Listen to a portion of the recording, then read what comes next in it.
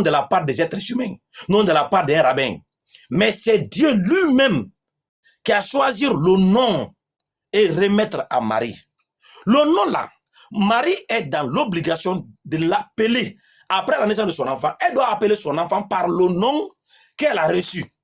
Ce n'est pas une translittération ou une transcription qui sera faite par quelqu'un d'autre. Hein. Le nom là, Marie a appelé son enfant depuis sa naissance. Dans Luc 1, Luc 2, le verset 21, la preuve pour dire que le nom a été donné à l'enfant. Luc 2, le verset 21. Luc chapitre 2, le verset 21. La Bible dit ici, le 8e jour auquel l'enfant devait être circoncis est arrivé, on lui donna le nom Jésus, nom qu'avait indiqué l'ange avant qu'il fût conçu dans le ventre de sa mère. Donc, le nom que l'ange avait indiqué là, c'est le nom que l'enfant a porté après sa naissance. Donc, on ne peut pas créer une confusion autour d'une chose qui est claire. Marie, tu as dit qu'elle a reçu le nom Yeshua. Donc, ça veut dire le nom de l'enfant de Marie là-haut, selon toi, c'est Yeshua. Donc, pour qu'on avance dans le débat là-haut, on va venir, comme maintenant de Yeshua, les gens ont venu donner Jésus, comment c'est venu, tout ça, on sait que ça c'est après. Mais à l'origine là, le nom de l'enfant de Marie, est-ce que, selon toi, c'était Jésus que Marie a reçu et que Marie a appelé son enfant Jésus, ou bien Yeshua, et que Marie a appelé son enfant Yeshua, ce qui fait que l'un de deux soit un nom qui a été inventé plus tard, qui n'était pas le nom, ou bien l'autre soit le vrai. C'est qu'est-ce qui se passe? Est-ce que c'est Jésus ou bien c'est Yeshua? Si c'est Yeshua, ça veut dire Jésus n'est pas le nom. Je vais te répondre concrètement. Hein. Tout le monde écoute. Ce que je vais te dire là, peut-être que là, tu vas trouver, tu vas philosopher. Dans Ésaïe 34, le verset 4 à 5, voici ce qui est écrit. Il viendra lui-même et vous sauvera. Écoute bien. Je rappelle encore, dans Ésaïe 35, le verset 4 à 5, il est dit là-bas que l'Éternel, Yahweh, viendra lui-même et sauvera son peuple. D'accord? Et Ésaïe 34, le verset 4 à 5, s'est accompli dans la personne de Jésus. Jésus l'a même relevé. D'accord? Alors, la question que je te pose, écoute bien. Dans l'hébreu, comment on dit l'Éternel sauve ou bien l'Éternel est sauveur? Écoute bien ma question. Hein? Écoute bien. Dans Ésaïe 35, le verset 4 à 5, Dieu dit, je viendrai moi-même. Il dit, il viendra lui-même et sauvera son peuple. La question que je te pose, tu vas fouiller dans toute la Bible. Toutes les fois qu'il a été précisé, Éternel, sauve-nous. Éternel, sauveur. Je veux le mot en hébreu. Tu comprends, non? Il faut me faire sortir le mot. Et puis maintenant, on va voir à quoi est-ce que ce mot correspond. Si Dieu lui-même dit qu'il va venir, parce que le mot, le pronom personnel lui-même a été utilisé. C'est bien différent de ce que toi tu penses. Lui-même, ça veut dire que c'est la présence effective de la personne même qui communique. Donc, de la personne qui a communiqué l'information. Sa présence sera effective sur le terrain. Donc, il ne peut pas venir par intermédiation. Je t'informe. Donc, tu vas me dire quel est le mot, l'expression qui est rattachée à celui qui est venu lui-même pour sauver et qui dit qu'il sera le sauveur. Là. Je veux son nom par rapport à son objectif de salut. Là. Je veux ça dans l'hébreu. Merci. D'abord, le mot éternel, là, ça n'existe pas en hébreu. Si c'est faux, comment on dit l'éternel en hébreu? Mon ami, Oustaz Kamara, j'ai dit le nom, le tétragramme, hein, le Dieu qui a parlé dans Ésaïe, là, il dit il viendra lui-même là, et puis il sauvera son peuple là. Dans toutes les fois qu'il est dit dans l'Ancien Testament, ou bien toutes les fois il est dit dans l'Ancien Testament, que le tétragramme, donc Yahweh sauve ou Yahweh est sauveur. Yahweh n'est pas. Écoute-moi, s'il te plaît, s'il te plaît. S'il te plaît. Je suis pas attendez. Le temps. Je suis Oustaz Kamara, tu ne peux pas répondre, il faut me dire. Non, regarde. C'est comme si tu ne sais pas qu'est-ce que tu fais. Non, en fait, Oustaz Kamara, je suis dans. Oustaz Kamara, tu ne sais pas comment faire un échange sur ce sujet-là. Je veux que tu comprennes une chose. Ne viens pas jouer ces jeux-là. J'ai dit, est-ce qu'il y a le mot éternel? Est-ce que tu peux. Est-ce qu'il y a le mot? On n'est pas. Est-ce qu'il y a le mot Yahweh? Non, attendez. le nom que tu vas utiliser pour poser ta question là, est-ce que ça existe en hébreu? Non, ça n'existe pas en hébreu. Je dis, il faut poser la question. Je t'ai posé la question, il faut me dire où est le nom. Le nom là, il faut me Non. faire sortir. Comment je vais donner le nom de quelque chose qui n'existe pas en hébreu? Mais est-ce que toi-même tu es là? Tu as peur de parler ou bien? Tu as peur? Attendez, tu me dis, moi le nom en hébreu, et le nom tu sais que ça n'existe pas. Non, ça existe. Où moi je vais trouver Non, ça? je te pose la question, ça existe? Là, ce que j'ai posé comme question là. Attends. Ça existe ou bien ça n'existe pas? Hein? L'éternel n'existe pas en hébreu. Non, Comment dit l'éternel en hébreu? je ne parle pas de l'éternel. Tu penses que je ne parle pas de l'éternel. Je dis, je reprends encore. Peut-être tu veux détourner, mais tu vas comprendre ce que la douleur là, tu vas comprendre. Je dis, quel est le nom ou bien le qualificatif ou bien l'attribut qui est donné à celui qui dit viendra lui-même pour sauver, le sauveur là. Je dis, quel est son nom? À chaque fois dans l'Ancien Testament où il est précisé, le tétragramme sauve ou le tétragramme est sauveur, je veux que tu me donnes le nom, le mot. Ouais, comment on dit Dieu sauve? Je vais prendre ça comme ça. Dieu sauve ou Dieu est sauveur dans l'hébreu. C'est ce que je te demande. Voilà, cette phrase-là, Dieu sauve ou Dieu est sauveur là-haut, c'est la signification du nom d'une personne dans l'Ancien Testament. J'ai dit il faut donner le mot. Voilà, je te dis, je te donne le nom. Voilà. C'est ce que j'attends de dire. Nombre chapitre 13, je donne la référence. Nombre chapitre 13, le verset 16. Nombre 13, le verset 16. Nombre chapitre 13, le verset 16. Voilà. Ici, on dit tels sont les hommes, tels sont les noms des hommes que Moïse a envoyés pour explorer le pays. Moïse donna à Osée, le fils de Nun, le nom de Josué, la correspondance française. En hébreu, c'est Yehoshua. Yehoshua. Qui veut dire quoi? Mais j'ai dit là, ce que tu as dit en fait. Ça veut dire quoi? Ça veut dire quoi? Yahweh sauve, l'Éternel sauve. Voilà quelqu'un, lui-même, il s'est cloué. Regardez les frères. Il dit non, il n'y a pas éternel. Donc, c'est-à-dire, pardon, s'il te plaît, s'il te plaît, attends. En fait, c'est un raisonnement par l'absurde que j'ai fait.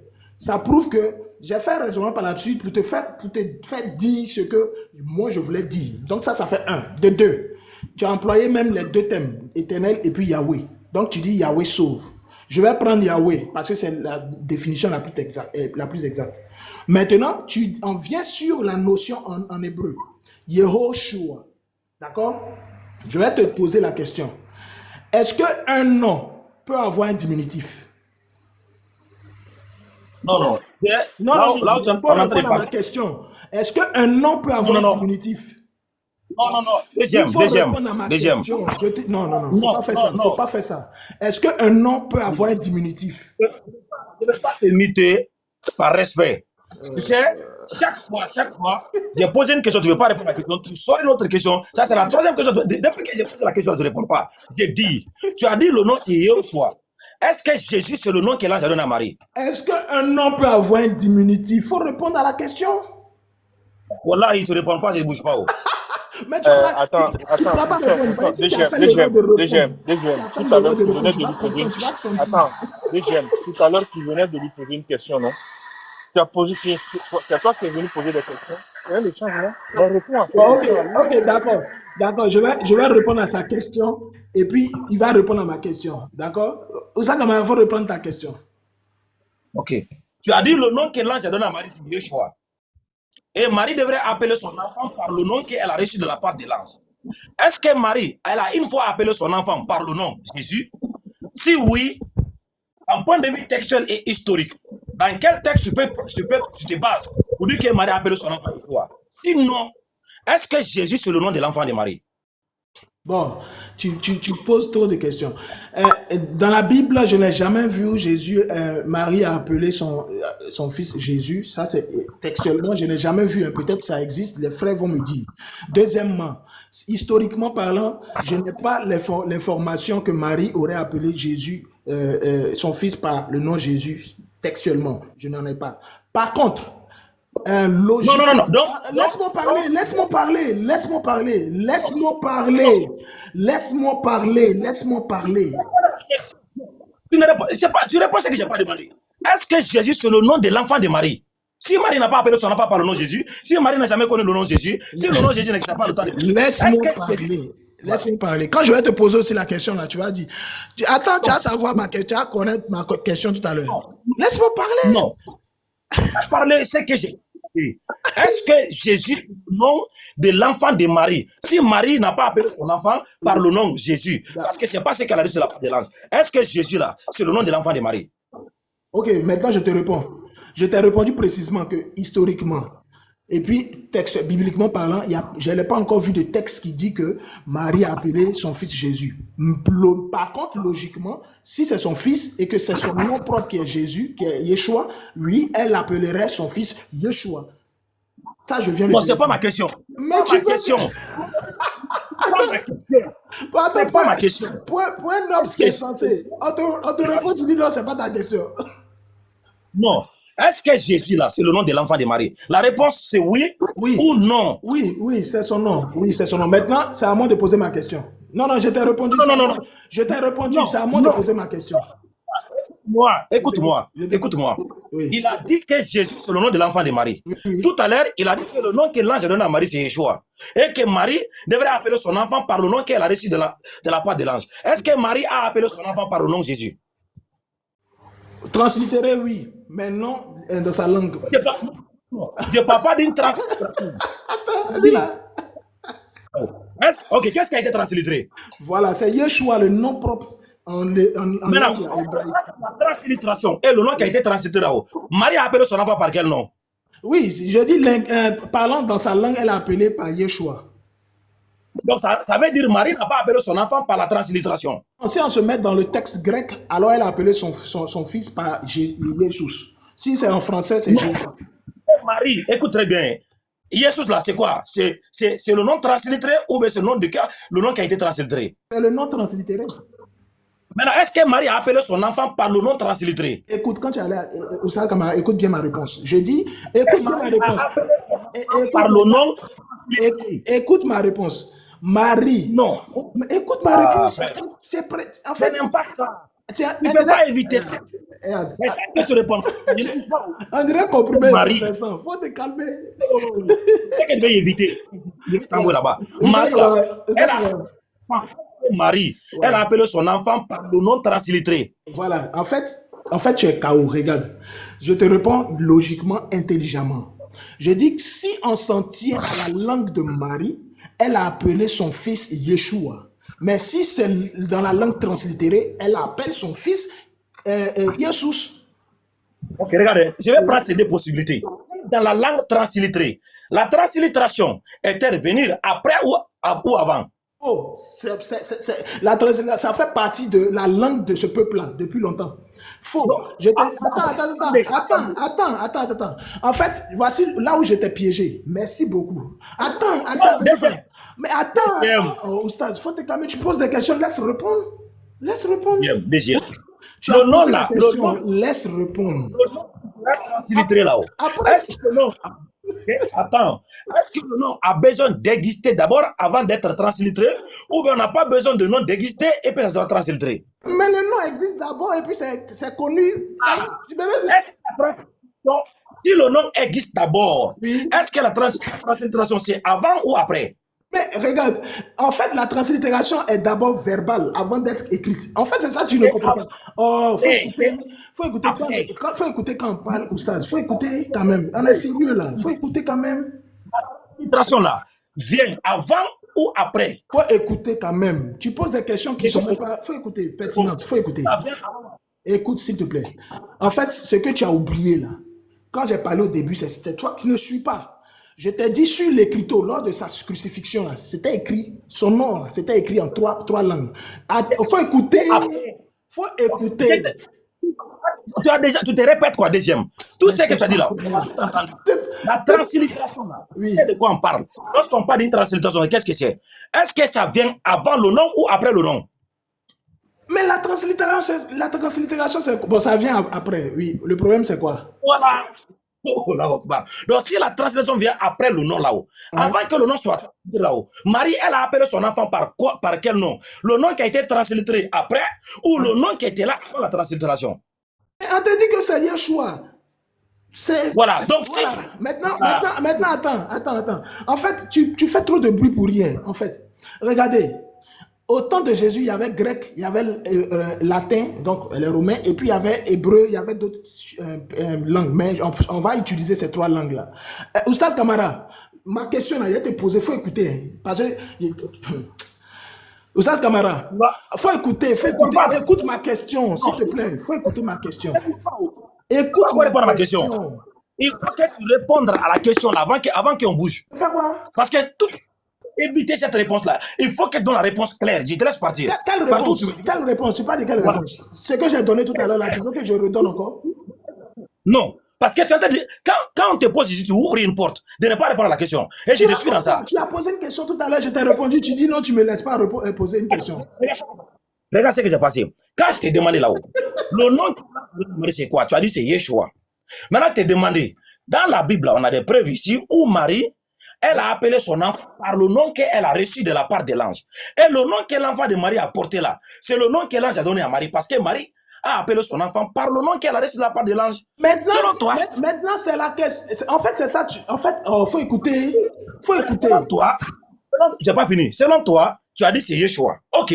Maintenant, si c'est Yeshua, maintenant, aujourd'hui, vous adorez Jésus. Est-ce que Jésus là, si Marie, elle doit appeler son enfant par le nom qu'elle a reçu de la part de l'ange? Ça fait une autre question que tu poses. Tu as posé une question, j'ai répondu. Laisse-moi poser ma question. Non, c'est la même question que je répète, tu ne réponds pas. C'est pas la même question. Tu as posé une question de tout à l'heure là. Tu as demandé, tu as posé une question, je t'ai répondu. Tu poses une autre question. Tu réponds à ça avant qu'on bouge. Si tu ne réponds pas, ça ne bouge pas. Dis Marie. Marie, elle doit appeler son enfant par le nom que l'ange doit donner. Oui. Et que c'est ça qui est le nom de l'enfant de Marie. Oui. Tu avais dit que Marie n'a pas appelé son enfant par le nom de Jésus. Je te demande deuxième. Selon ce que tu as dit, Marie a reçu le nom de Yeshua. Et elle a appelé son enfant Yeshua. Donc Yeshua, c'est le nom de l'enfant de Marie. Est-ce que Jésus, c'est le nom de l'enfant de Marie? D'accord, écoute bien ma réponse. Hein, parce que tu aimes fuir les gens. Jésus est le nom translittéré du nom du fils de Marie en hébreu. Maintenant, laisse-moi. Je n'aime pas ça. Je ne vais pas te laisser. Attends, regarde celui-là. Je ne veux pas. C'est pas. Tu penses que tu vas bouger, c'est quoi? Je ne t'ai pas demandé. C'est ce que tu as fait pour partir dans les autres noms là. Je ne vais pas te laisser partir. Tu vas répondre. Je ne te parle pas ici d'une. La concentration, tu as dit, c'est venir après. Est-ce que c'est Marie? Attendez, attends, deuxième. Est-ce que c'est Marie qui a fait la translittération? Non, c'est pas Marie qui a fait la translittération. Tu peux parler. Marie, elle avait appelé son enfant par quel nom? Tu as dit c'est Yeshua. Est-ce que Yeshua, est-ce que Jésus, qui n'est pas, on va venir là-bas parce que tu as dit c'est une translittération. Jésus là, est-ce que c'est par ce nom Marie a appelé son enfant? Sinon, est-ce que Jésus c'était le nom que l'ange avait donné à Marie? Bon, c'est pas, tu as dit tout à l'heure, toi et moi, on a convenu que c'est dans la langue de Marie. Donc, dans la langue de Marie, l'ange a appelé le fils de Marie Yeshua et non Jésus en français. C'est bon. Maintenant, Oustaz Kamara, laisse-moi parler. Je t'ai répondu, non? Non, mais... Voilà, merci beaucoup. Voilà, maintenant, écoute-moi maintenant. Est-ce que du temps de Jésus, Oustaz Kamara, il y avait les Grecs? Oustaz Kamara, faut te déminter, s'il te plaît. Non, le temps de Jésus n'avait pas de Grecs.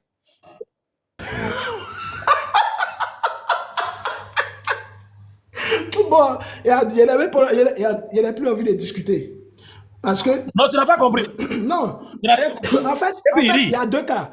Tu as peur d'affirmer qu'il n'y avait pas qu'il y avait des Grecs. Tu as peur. Tu as peur. Je vais te le prouver. Le temps de Jésus, il n'y avait pas de Grecs. Tu peux me prouver. Bon, il faut me prouver. Je t'attends. Prouve-moi. Très bien. Prouve-moi. Donc, Jésus est venu en existence à quelle époque?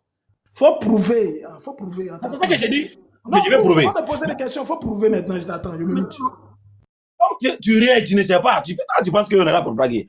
Jésus est un nom qui se trouve en langue française. Et ce nom se trouve dans les livres traduits, dans la tradition française de la Bible. Et lorsqu'on parle de la tradition française de la Bible, c'est une œuvre qui est venue vers le 16e siècle. Et on sait que la première tradition française de la Bible a été faite par Pierre. Non, non. Je dis, est-ce que du temps de... Écoute-moi, du temps de... Non, je dis du temps de... Écoute-moi, du temps de Marie. Du temps de Marie. Alors, DGM, est-ce que tu peux le laisser terminer? Est-ce que tu peux mais le laisser terminer? Il raconte Non, 16e siècle. S'il finit, il ne répond pas à ta question là. S'il finit, il ne répond pas à ta question, tu vas te répondre. Voilà, laisse-le. Le temps de Jésus là, il n'y a pas de grec. Pourquoi? Parce que le nom de Jésus, et le nom là se trouve dans la version traduite de la Bible en français. Et la langue française n'est venue en existence à partir du 9e siècle et c'est devenu langue populaire à partir du 12e siècle. Et la Bible n'a jamais été en langue française jusqu'au 16e siècle par la première tradition officielle de français moderne de Père Robert Olivetan en l'an 1532. Donc même ça, la lettre J n'a jamais été introduite. C'est une invention qui a été faite plus tard, vers le 15e siècle. Et jusqu'à les premières traditions anglaises de la Bible, et même dans la première tradition anglaise de la Bible qui a été faite au 17e siècle par le roi Jacques, ils utilisaient toujours la lettre I, Jésus, dans ces versions-là. C'est plus tard que le nom a été changé de Jésus, on a mis Jésus. En modifiant la lettre, ils ont introduit la lettre J devant le nom. Donc le nom Jésus, lorsque le nom là existait, il n'y avait pas de grec, parce que le nom là est venu en existence à partir du 16e siècle. Mais quand tu le dans le temps de Jésus, là, il faut définir le temps. C'est quel temps? Ok, merci. Écoutez tout le monde. En fait, non, je vais le recalibrer même tout de suite sans le savoir. Lui-même là, il ne sait même pas ce qu'il dit. Voici votre expert qui dit que, écoutez bien, même s'il ne s'agit pas du fils de Marie, Yeshua, qui est mentionné dans la Bible, et qu'il s'agit d'un autre Jésus de n'importe quelle autre époque, il dit pour lui, il n'existait sur la terre aucun peuple grec. Voici quelqu'un qui pense connaître les choses. Il dit qu'il n'existait aucun grec sur l'étendue de la terre. Voici quelqu'un du temps où le mot Jésus, d'après lui, est apparu sur terre. Il n'existait pas un peuple grec. Voici quelqu'un qui est en train de discuter avec moi. Maintenant, on va revenir à la question qu'il a évitée. Oustaz Kamara, je t'ai posé la question. Je dis, oui. Marie, du temps de Marie, fils de Marie, Yeshua, du temps de Marie, est-ce qu'il existait des Grecs en ce temps-là? Je te pose la question, il faut répondre. Il ne faut pas faire comme si tu ne connais pas. Non. Tu dis tu connais, non? Marie n'a pas un fils qui s'appelle Yeshua. Tu n'as pas encore prouvé ça. Donc je reprends ma question. Du temps de Marie, Marie, que l'ange a visité là, est-ce que les Grecs existaient? Est-ce qu'il y avait des Grecs? Est-ce que la langue grecque existait? Oui. Là, ça existait. Ok, merci. Comment on a... Écoute bien maintenant. Hein. Dis-moi, le nom du fils de Marie dans la langue grecque que la Bible a nommé là. Il faut me dire ça. Non, il n'y en a pas. Voici les plaisantins comme ça avec qui moi je viens discuter matin là. Ça, camarade. Matin là. C'est-à-dire que matin là. Tu sais pourquoi tu ne peux pas parler? Voici mon raisonnement. Non, s'il te plaît. Je sais que tu ne connais pas. Tu fais exprès. Tu ne connais pas. Pardon, tu fais exprès parce que tu ne connais pas en réalité. Maintenant, si tu veux essayer de répondre, tu vas te loger dans quelque chose, dans ce qu'on appelle la maladie. S'il te plaît. Moi, comme tu dis que ça n'existe pas, moi je vais te montrer. Voici, on est en train de parler d'un Jésus qui est historique.